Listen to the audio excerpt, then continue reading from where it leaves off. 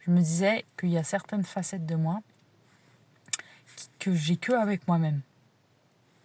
Je ne sais pas si tu as ça aussi. C'est que des versions de toi à toi-même. Et moi, je me disais un truc. Je me disais, je ne montre pas ces facettes-là aux autres. Ou avec très peu de personnes. Non, même pas en vrai. Même pas. C'est que des facettes avec moi-même. C'est très drôle. Ou en story, non. Par contre, en vidéo, je suis très à l'aise parce que je me parle à moi-même. Voilà, en gros. Donc, je suis très à l'aise avec mes, mes espaces de moi-même, on va dire, en vidéo. Et je me disais, certains espaces, je ne montre pas aux autres.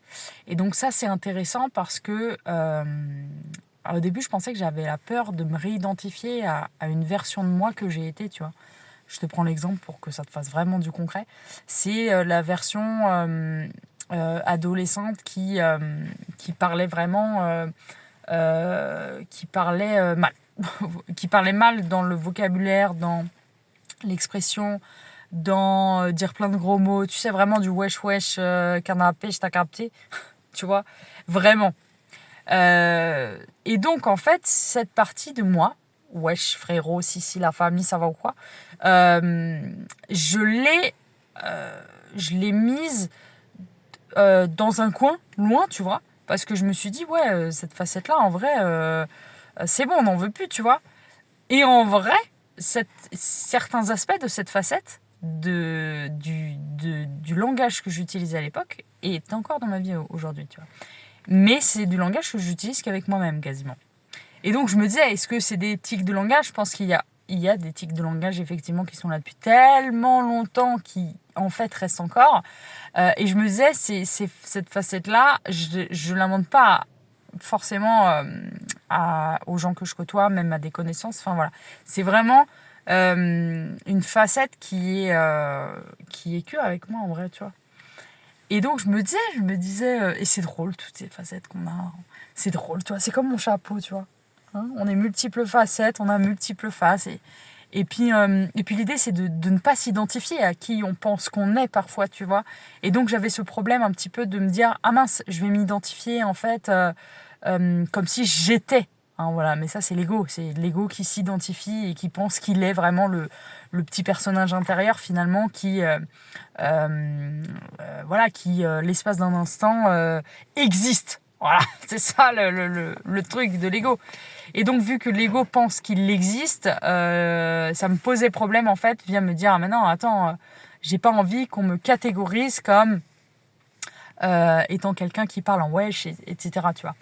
Et donc voilà, et donc c'est intéressant, ça, très intéressant. Et c'est intéressant aussi de me dire, en fait, c'est quelque chose que j'aime bien, tu vois, qui est encore présent et que j'utilise et qui me fait rire, tu vois, en vrai. Et donc voilà, en vrai, c'est partir dans l'autodérision avec soi-même via justement toutes ces facettes qu'on a à l'intérieur, tu vois. Un jour on est comme ci, un jour on est comme ça, un jour on est comme... Mais voilà, c'est ça, c'est en vrai, c'est justement être soi, mais tu vois, dans le vivant.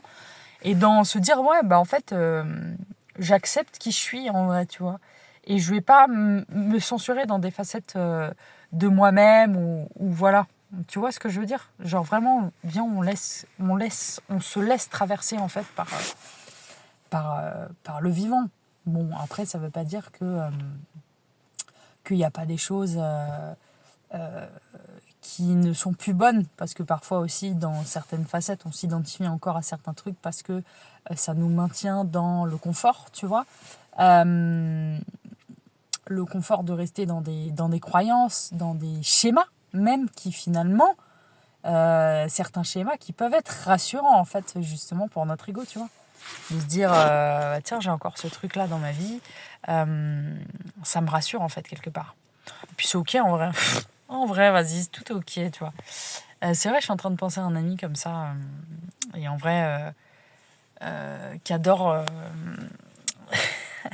qui adore plein de choses, chaque chose à sa, enfin des souvenirs qui datent de super longtemps et tout ça.